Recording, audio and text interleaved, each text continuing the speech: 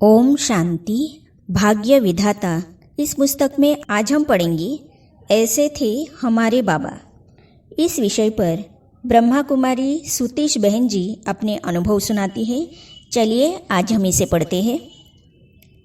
गाजियाबाद से ब्रह्मा कुमारी सुतीश बहन जी लिखती है कि मेरा जन्म सन 1936 में लायलपुर अर्थात पाकिस्तान के एक ब्राह्मण परिवार में हुआ। घर का वातावरण शुरू से ही पूजा पाठ का था।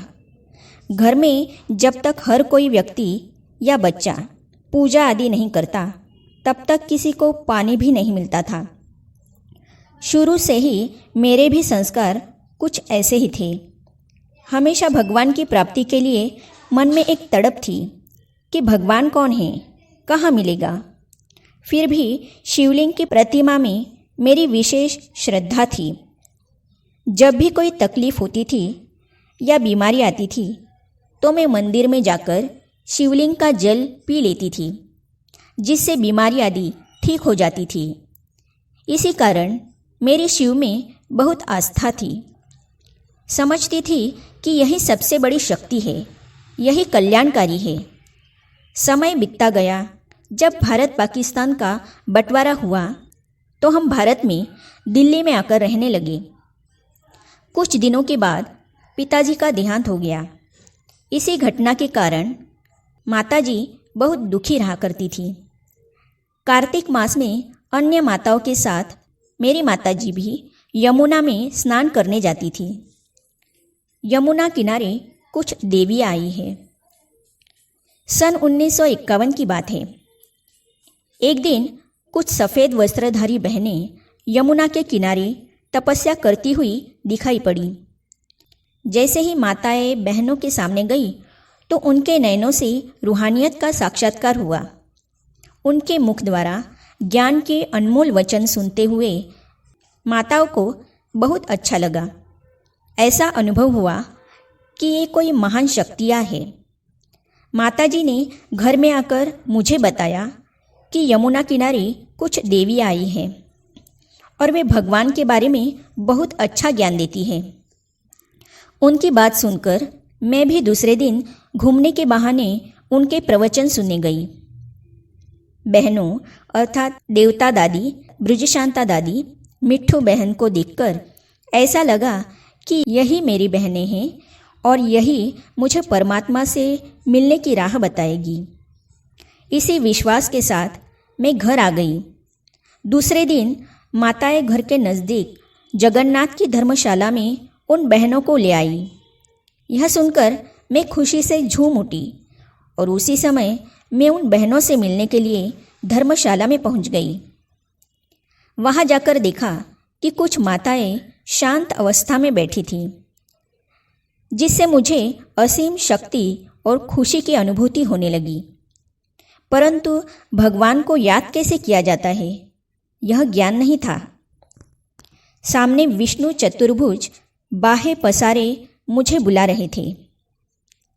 मन ही मन में कहने लगी कि भगवान, मैं तुम्हारी पुत्री हूँ, तुम मुझे अपनी गोदी में ले लो। बस यह अंदर ही अंदर जपती रही।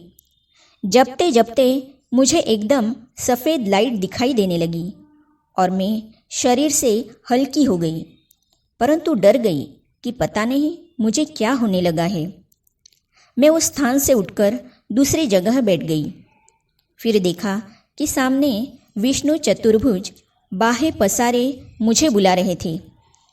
यह दृश्य देखकर मेरी आंखों में आंसू आ गए और मैं उनकी बाहों में समा गई। थोड़ी देर में यह दृश्य भी लुप्त हो गया और देखती हूँ कि मैं चलती जा रही हूँ और आगे एक बहुत बड़ा समुद्र है। समुद्र को देखकर मुझे बहुत प्यास लग गई। ऐसा लगा मानो मैं बहुत जन्मों की प्यासी हूँ। मैंने समुद्र के किनारे जाकर पानी पीने की इच्छा से पानी में हाथ डाला, परंतु हाथ पानी को नहीं लग रहा था। मैं प्यास से बहुत व्याकुल थी। इतने में देखा कि मेरे सामने ब्रह्मा बाबा साधारण रूप में खड़े हैं और बोली, बच्ची बहुत प्यास लगी है। तो मैं बाबा को देखकर बोली, हाँ जी। बाबा ने बोला, बच्ची, यह साधारण जल नहीं, ज्ञान अमृत है। इसे सदा पीते ही रहना। पियोगी? मैं बोली, जी पीऊँगी। तो बाबा ने मुझे जल पिलाया और जल पीते ही ऐसे महसूस हुआ मानो मेरी जन्म जन्मांतर की प्यास बुझ गई। प्यास बुझते ही मैंने बाबा से पूछा, बाबा आप कौन हैं? तो बाबा ने मुझे ज्योतिर्बिंदु का साक्षात्कार कराया। करीब 3 घंटे मैं साक्षात्कार में ही रही। ज्योतिर्बिंदु को देखते ही उसको पकड़ने की कोशिश करती रही। तभी निश्चय हुआ कि यही परमात्मा है। बस उसी दिन से ही मेरे नए अलौकिक जीवन की और साक्षात्कार की शुरुआत हुई। फिर रोज़ क्लास करने जाने लगी। बाबा ने मुझे आबू का पता साक्षात्कार में ही दिखा दिया। कुछ समय के पश्चात बहनें हमें छोड़कर माउंट आबू चली गई। तब सारी माताएं एक माता के घर में क्लास करने लगी। अब तक हमने बाबा को सन्मुख नहीं देखा था, फिर भी आंतरिक महसूसता होती थी कि बाबा को बहुत बार देखा है। लेकिन मैं बाबा से कैसे मिलूं, व कैसे पत्र व्यवहार करूं, यह समझ में नहीं आ रहा था। अगले दिन बाबा ने मुझे ब्रिजकोठी माउंट आबू का पता साक्षात्कार में ही दिखा दिया। इसी निश्चय से मैंने बाबा को पत्र लिखा कि बाबा, आपने कहा कि मैं आया हूँ, सो आप मेरे पत्र का जवाब देना। पता मिलते ही बाबा ने मेरे पत्र का जवाब बहुत ही सुंदर गीत की पंक्तियों में दिया कि आ गए दिल में तुम, मेरी महफिल में तुम, बच के नज़रों से मेरी कहाँ जाओगी। तुमसे मिलने यहाँ मुझको आना पड़ा, गीत गाया हुआ फिर से गाना पड़ा। है ये मिलने के दिन, फूल खिलने के दिन, हम पुकारेंगे और तुम चले आओगे। बाबा ने लिखा, मैं तुम्हारे लिए ही आया हूँ। तुम मेरी पुरानी बच्ची हो, बाबा की हो, बाबा की ही रहोगी। यह मेरे लिए वरदान था। यह वरदान बाबा ने मुझे पत्र के उत्तर में दिया। बस फिर तो परीक्षा आनी शुरू हो गई। इसके बाद हम सभी भाई बहनों ने बाबा को निमंत्रण पत्र लिखा और बाबा ने सेवार्थ बहनों को भेजा। फिर तो मैं रोज़ क्लास करने लगी। इस प्रकार मुझे ईश्वरीय ज्ञान लेते हुए 3 साल हो गए।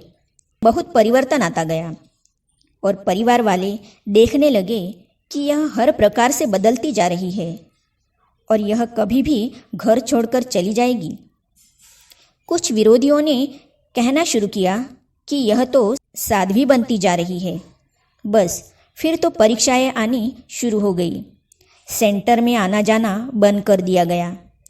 सबने आपस में मिलकर मुझे रोकना शुरू किया और सोचा कि इसकी शादी कर दी तो अपने आप ठीक हो जाएगी। इस प्रकार सब परिवार वाले मेरे से नाराज़ रहने लगे। जब उन्होंने मुझे शादी के लिए कहा तो मैंने उत्तर दिया, आप तो बड़े हैं, पढ़े लिखे हैं। हर माँ बाप अपने बच्चे को देखते हैं कि यह क्या चाहता है, कैसे सुखी रह सकता है। तो आप मुझे नहीं समझ सकते? अगर आप मेरी शादी कर भी देंगे तो दोनों तरफ परेशानी होगी, क्योंकि मैं इस दुनिया में खुश नहीं रह सकती। अब आप सोच लो। इसीलिए सब परेशान रहने लगे, क्योंकि वे मेरे स्वभाव को जानते थे कि या तो यह कुछ कहती नहीं है, अगर कहती है तो कर दिखाती है। इसीलिए एक तरफ वे लोग मुझे समझाते और दूसरी तरफ वही से मंत्र जादू करवा कर लाते। कभी मेरे खाने पीने में भभूति मिलाते ताकि खाते ही बुद्धि पलट जाए। लेकिन मेरा भी साथी शिव बाबा था। बाबा पहले से ही मुझे प्रेरणा दे देते थे कि तेरे साथ ऐसा होने वाला है। दिव्य अनुभव में ही बाबा कहते, बच्ची सावधान रहना। मुझे पहले से पता चल जाता था तो मैं वह कुछ नहीं खाती थी। इस प्रकार बाबा से मुझे मदद मिलती रहती थी और मैं बच जाती थी। एक बार सारी माताएं मधुबन बाबा से मिलने जा रही थी तो मैंने भी निश्चय किया कि मुझे बाबा से मिलने जरूर जाना है, जबकि परिवार वाले नाराज थे, बंधन में डालते थे, तो मुझे कैसे जाने देंगे। जाना भी है, लेकिन झूठ बोलकर भी नहीं जाना। जाना भी छुट्टी लेकर है, क्या करे। भाई से छुट्टी मांगूंगी तो नहीं देंगे, मना कर देंगे। फिर मैंने 3 दिन लगातार दिन रात बैठकर योग तपस्या की और बाबा से योग में ही कहा कि बाबा, मैं अपने बड़े भाई से छुट्टी मांगूं तो वह मना ना करे। फिर बाबा ने मुझसे ऐसी शक्ति भर दी, जो मैंने भाई से कहा कि एक बार मैं यह आश्रम देख आऊँ। क्या पता मुझे वहाँ जाने की बाद में इच्छा न लगे तो मैं वहाँ से आकर सेंटर छोड़ दूंगी। इस युक्ति से मैं 1954 में मधुबन पहली बार बाबा से मिलने कोटा हाउस में चली आई। मैं बाबा से मिली तो मीठी दृष्टि देते हुए बाबा ने कहा, बच्ची बहादुर हो, अब बाबा से मिल गई तो मिलती ही रहोगी। बाबा दिल्ली आएगा तुम्हें सब संबंधों से छुड़ाने। इस प्रकार मैं मम्मा बाबा के साथ 15 दिन बिताकर वापस दिल्ली आ गई। बच्चे, बस इतनी सी बात है। दिल्ली आने के बाद वही परेशानी, वही बंधन, परंतु मन में पक्का निश्चय था कि अब कुछ भी हो जाए बाबा का हाथ और साथ नहीं छोड़ना है। इसी प्रकार समय बीतता गया और सन 1955 में बाबा दिल्ली राजौरी गार्डन में आए। परिवार वालों को मालूम पड़ा कि इनका बाबा आया है, तो क्यों नहीं हम मिलकर बाबा के पास जाए, क्योंकि सुतीश हमारा कहना तो मानती नहीं, बाबा का कहना ज़रूर मानेगी। ऐसा सोचकर भैया और जीजाजी साकार बाबा के पास गए। बाबा ने बहुत प्यार से पूछा, बच्चे क्या चाहते हो? तो भैया और जीजाजी ने कहा कि हम इसकी शादी करना चाहते हैं। कुछ भी हो जाए, हम घर से ऐसे नहीं जाने देंगे। घर से लड़की जाएगी तो शादी करके ही जाएगी, चाहे कोई ज्ञान में चलने वाला लड़का ही क्यों न हो, हम उसके लिए भी तैयार हैं। तो बाबा ने कहा, बच्चे बस इतनी सी बात। फिर बाबा ने कहा कि शादी करके यह ब्रह्मा कुमारी बने। फिर उन्होंने कहा कि यह उसके ऊपर मदार है, हम इसमें कुछ नहीं कहेंगे। हम सिर्फ यह चाहते हैं कि हमारे यहाँ से शादी करके जाए। यह सब बातें मैं छिपकर सुन रही थी। उनको यह पता नहीं था कि मैं भी वहाँ हूँ। इतनी बातें कहकर वे लोग चले गए। बाबा, मैं पाठ बजाऊंगी, लेकिन फेरे किसी के साथ नहीं लूँगी। फिर बाबा ने मुझे बुलाया और कहा कि बच्ची, मैं तुम्हारा गंधर्व विवाह करा दूंगा। मैंने बाबा से कहा, बाबा मैं कुमारी रहना चाहती हूँ, माता का टाइटल मुझे अच्छा नहीं लगता। तब बाबा ने कहा, बच्ची मैं तुम्हें बिल्कुल निर्बंधन बनाऊंगा। फिर मैंने कहा, बाबा आप गंधर्व विवाह भले कराओ, जो आपकी आज्ञा। वह मैं ज़रूर मानूंगी, लेकिन मैं किसी के घर नहीं जाऊंगी। फिर बाबा ने कई कुमार देखे, उनमें से एक कुमार बाबा को ठीक लगा और उस कुमार से कहा कि तुम 1-2 घंटे का पाठ बजाकर बच्ची को सीधा बाबा के पास छोड़ जाना। ड्रामा अनुसार गंधर्व विवाह की तारीख पक्की हो गई। फिर मैंने बाबा से बात की कि बाबा मैं पाठ बजाऊंगी, लेकिन फेरे किसी के साथ नहीं लूँगी। फिर बाबा ने मुझे शिक्षा दी कि इससे तुम्हारे लौकिक संबंधी ठीक नहीं समझेंगे, तुम साक्षी होकर के पाठ बजा लेना।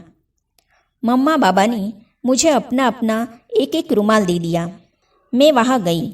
जब पल्ले से पल्ला बांधने की बात आई तो मैं मम्मा बाबा के दिए हुए रुमाल बांधकर गंधर्व विवाह का नाटक रचाकर लौकिक संबंधियों से विदाई लेकर शहजादी के वेश में पुरानी दुनिया को छोड़कर दहेज सहित राजौरी गार्डन सेवा केंद्र पर अपने शहजादे प्यारे मम्मा बाबा के पास आ गई।